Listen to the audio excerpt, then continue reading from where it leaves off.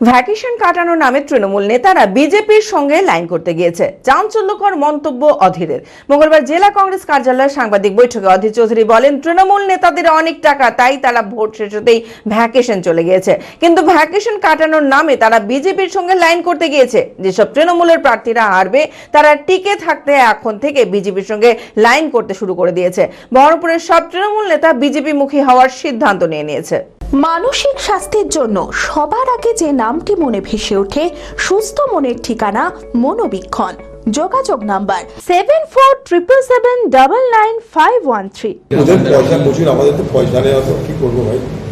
Vacation কাটাতে এখন বিজেপির সঙ্গে লাইন মারতেও যাচ্ছে অনেকে। আপনাদেরকে বলে রাখি, এখানে যারা যারা হারবে তারা এখন থেকে বিজেপির সঙ্গে লাইন মারতে লেগে গেছে, যে বিজেপির হাত পা ধরে যদি আগামীতে টিকে থাকা যায়। বহরমপুর কেন্দ্রিক যত তৃণমূলের নেতা তারা সব বিজেপি মুখী হওয়ার সিদ্ধান্ত নিয়ে নিয়েছে। পৌরসভায় আলোচনা হয়ে গেছে, মাল করি কামাতে থাকলে মাল করি কামানোর ব্যবস্থাকে পার্মানেন্ট করতে গেলে তৃণমূল করে আর লাভ নেই, চলো বিজেপিতে চলে।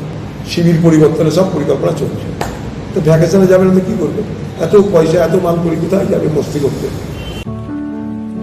সারগাছি নেশা মুক্তি কেন্দ্র ডিস্ট্রিক্ট রুরাল ডেভেলপমেন্ট অ্যাসোসিয়েশন দ্বারা পরিচালিত।